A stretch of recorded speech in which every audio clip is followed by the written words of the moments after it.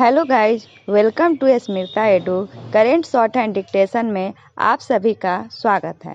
आपको daily dictation सुबह में दिया जाएगा, जिसकी स्पीड होगी 80 और 100 शब्द प्रति मिनट। आज का स्पीड 100 शब्द प्रति मिनट है, तो चलिए शुरू करते हैं।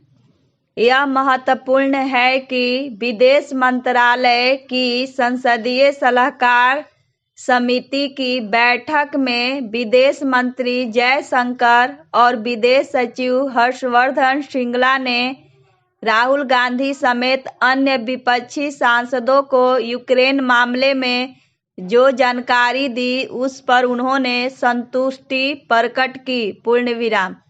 इन विपक्षी सांसदों ने यूक्रेन में फंसे भारतीयों को निकालने के सरकार के प्रयासों पर एकजुटता भी दिखाई।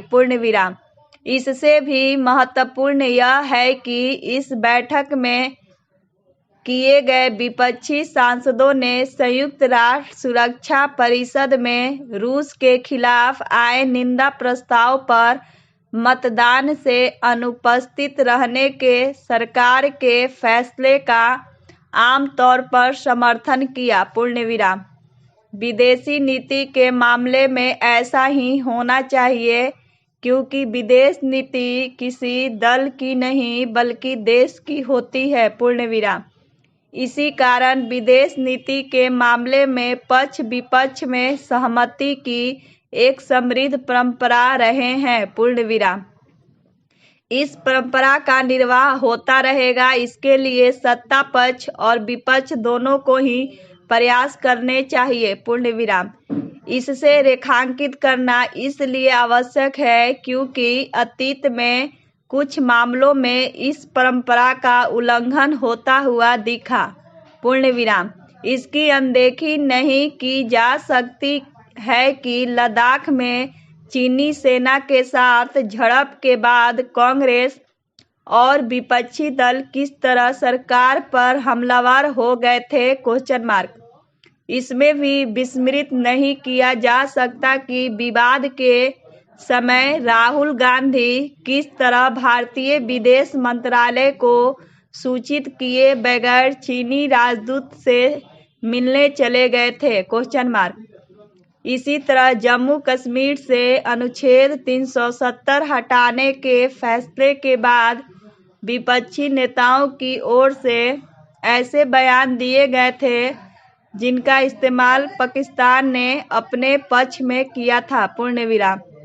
यह याद रखना आवश्यक ही नहीं, अनिवार्य है कि विदेश नीति से जुड़े मामलों में एकजुटता का भावना केवल राष्ट्रीय हितों को नुकसान पहुंचाता है, बल्कि अंतर्राष्ट्रीय समुदाय और विशेष रूप से भारत के प्रति बैर रखने वाले देशों को गलत संदेश भी देता है।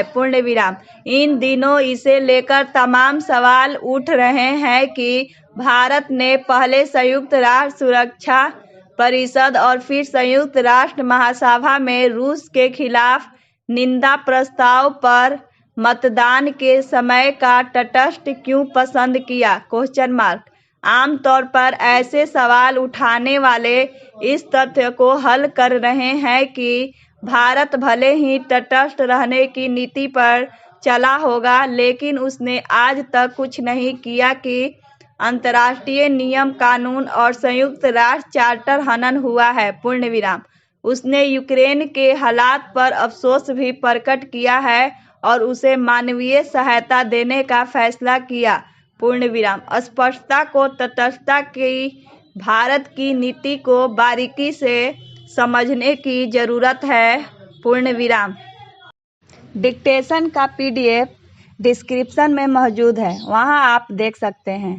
अगर मेरी वीडियो पसंद आए तो लाइक करें, सब्सक्राइब करें और बेल आइकन दबाना ना भूलें। धन्यवाद।